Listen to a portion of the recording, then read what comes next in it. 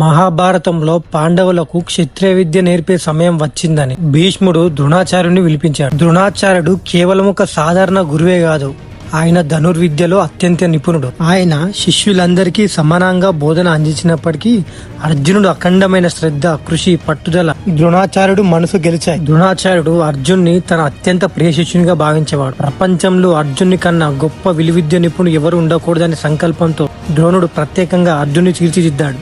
ఈ విధంగా అర్జునుడు ఒక యోధుడుగా నిలిచాడు. ఈ వీడియోలో ఒక గురువు శిష్యుని మధ్య ఉన్న సాంప్రదాయ బలాన్ని, వారి మధ్య ఉన్న నమ్మకం మరియు శ్రద్ధ ఒక యోధుని మహానుభావునిగా తీర్చిదిద్దుతాయో మనం చూడవచ్చు. అప్పటికే పాండవులు, కౌరవులు కృపాచార్యుని మధ్య క్షత్రియ విద్యలు నేర్చుకున్నారు. ఇక వారిని లోకంలోనే వీరులుగా తీర్చిదిద్దడానికి ఒక గొప్ప గురువు కావాల్సి వచ్చింది. అదే సమయంలో ఇక పాండవులకు, కౌరవులకు యుద్ధ విద్యలు నేర్పించవలసిన సమయం వచ్చిందని తలిచిన భీష్ముడు ద్రోణాచార్యుని పిలిపించాడు. ద్రోణాచార్యుడు తన కుమారుడైన అశ్వత్థామతో కలిసి హస్తినాపురానికి వచ్చాడు. భీష్ముడు కౌరవులందరినీ పిలిచి ఒక్కొక్కరిని ద్రోణాచార్యునికి పరిచయం చేస్తున్నాడు. ద్రోణాచార్యునికి అందరూ నమస్కారం పెడుతున్నారు, కానీ ఏ ఒక్కరి నమస్కారంలో కూడా గౌరవం, భక్తి, భయం కనిపించలేదు. ఏదో పెట్టాలని నమస్కారం గురువారి, నమస్కారం ఆచార్య అని అంటున్నారు. ఈ పద్ధతి ద్రోణాచార్యునికి ఏ మాత్రం నచ్చలేదు. వీళ్ళక నేను యుద్ధ విద్యలు నేర్పించబోయేది అని మనసులో బాధపడ్డాడు. తర్వాత భీష్ముడు పాండవులను పిలిచి ద్రోణాచార్యునికి పరిచయం చేశాడు. వారంతా వంగి గురువు గారి పాదాలను మొక్కి ఆశీర్వాదాలు తీసుకున్నారు. అప్పుడు ద్రోణాచార్యుడు శిష్యులంటే ఇలా ఉండాలి కదా అని అనుకున్నాడు.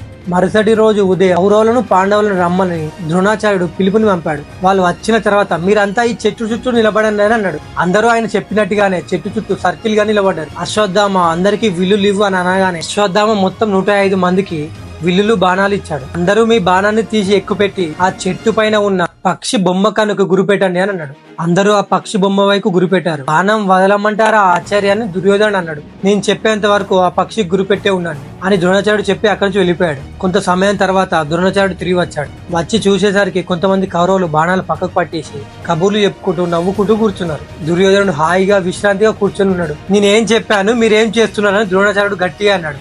వెంటనే అందరూ భయపడి లేచి తమ తమ బాణాలు తీసుకొని మళ్ళీ పక్షి గురిపెట్టారు. ద్రోణాచార్యుడు ఒక్కొక్కరి దగ్గరికి వెళ్లి నీకేం కనబడుతుందని అడగడం మొదలుపెట్టాడు. అందరూ తల విధంగా సమాధానం చెప్తున్నారు. నాకు పక్షితో పాటు ఆకులు కనిపిస్తున్నాయి, పండ్లు కనిపిస్తున్నాయి, ఆకాశం కనిపిస్తున్నాయి, చెట్లు కనిపిస్తున్నాయి అని అందరూ రకరకాలుగా సమాధానం చెప్పారు. చివరిగా ద్రోణాచార్యుడు అర్జున్ దగ్గరికి వెళ్ళాడు. అర్జున నీకేం కనిపిస్తుంది అని అడగగా నాకు పక్షి కన్ను మాత్రమే కనిపిస్తుంది ఆచార్య అని అర్జునుడు సమాధానం ఇచ్చాడు. అది కాక నీకు ఇంకేం కనిపిస్తుందని మళ్ళీ అడగగా నాకు మరింకేం కనిపించడం లేదని అర్జునుడు సమాధానం ఇచ్చాడు. ఎందుకు కనిపించడం లేదు? అక్కడ చెట్లు, ఆకాశం, పండ్లు అన్ని ఉన్నాయి కదా అని అడిగాడు. అవన్నీ ఉండగా నేను వాటిని చూడాలనుకోవడం లేదు, కేవలం ఆ పక్షి కన్నును మాత్రమే చూడాలనుకుంటున్నాను, కాబట్టి నాకు అది తప్ప మరింకేమీ కనిపించడం లేదు అని అర్జునుడు తిరిగి సమాధానం ఇచ్చాడు. ద్రోణాచార్యుడు చిన్నగా నవ్వి ఇంకేం ఆలోచిస్తున్నావు, వదులు బాణం అనగానే అర్జునుడు బాణం వదిలాడు. బాణం వదలగానే వింటినారి శబ్దం వినిపించింది. కానీ బాణం ఏమైందో, ఎక్కడికి పోయిందో ఎవరికి కనబడం లేదు.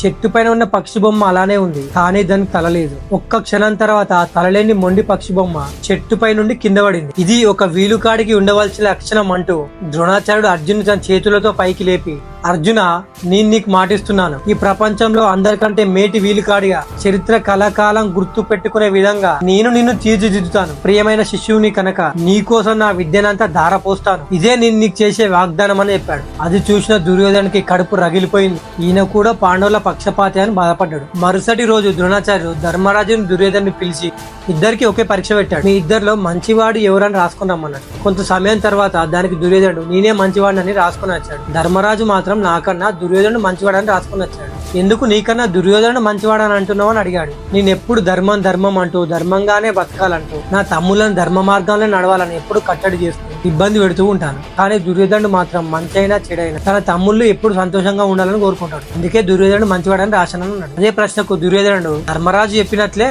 నేను నా తమ్ముల సంతోషాన్ని కోరుకుంటాను, వాళ్ళని ఎప్పుడు ధర్మం ధర్మం అంటూ ఇబ్బంది పెట్టాను, అందుకే నేను మంచివాడినని రాశానని అన్నాడు. అప్పుడు ద్రోణాచార్యుడు దుర్యోధన వ్యక్తిత్వం అంటే మనిషి అంటే ధర్మరాజులా ఉండాలి, చూసి నేర్చుకొని అని ఎక్కడి నుండి వెళ్ళిపోయాడు. దుర్యోధనుకి ఏమీ అర్థం కాలేదు. గురువు గారి ప్రశ్నకు ఇద్దరం ఒకే సమాధానం చెప్పాం కదా, నేనే మంచివాడినని ధర్మరాజు ఒప్పుకున్నాడు, నేను అదే చెప్పాను. సమాధానం ఒకటే అయినప్పుడు అయినా తనను మెచ్చుకొని నన్ను తిట్టవలసిన అవసరం ఏముంది? ఓహో ఎంతైనా గురువు గారు కూడా పాండవుల పక్షపాతే కదా అని గురువు పైన కూడా ద్వేషం పెంచుకోవడం మొదలుపెట్టాడు. ఎన్ని దుర్గుణాలున్నా దుర్యోధనుడు తనకు తానే మంచివాడని అనుకునేవాడు. ధర్మరాజులో అన్ని చెడు లక్షణాలే చూశాడు. కానీ ధర్మరాజు అందుకు విరుద్ధంగా తనలో అన్ని మంచి గుణాలు ఉన్నా అవన్నీ పక్కన పెట్టి తనలో ఉన్న దుర్గుణాలనే చూశాడు. దుర్యోధనలోని మంచి లక్షణాలే వెతికాడు. మనలో కూడా చాలా మంది నేను ఎప్పుడు మంచివాడినే అనుకుంటూ ఎదుటివారు ఎప్పుడు చెడ్డ పనులే చేస్తారని అనుకుంటారు. అలాంటి వాళ్ళంతా లక్షణాల పరంగా దుర్యోధనకి దగ్గరగా ఉన్నట్లు, ధర్మరాజుకి చాలా దూరంగా ఉన్నట్లు.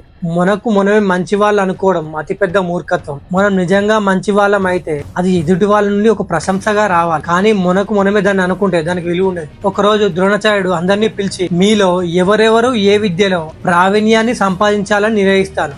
ఒక్కో వ్యక్తికి ఒక్కో నైపుణ్యం ఉంటుంది.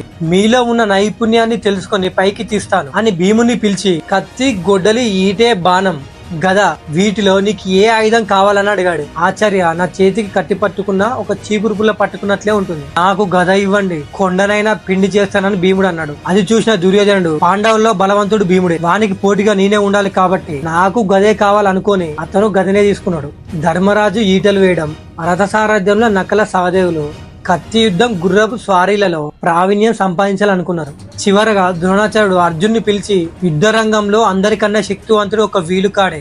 ఎందుకంటే ఏ ఆయుధంతో పోరాడాలన్నా శత్రువు మనకు 2 అడుగుల దూరంలో ఉండాలి. కానీ వీలుకానికి శత్రువు 1000 అడుగుల దూరంలో ఉన్నా కూడా మట్టు పెట్టగలుగుతాడు. ఏ ఆయుధమైనా దాని పని మాత్రమే చేస్తుంది.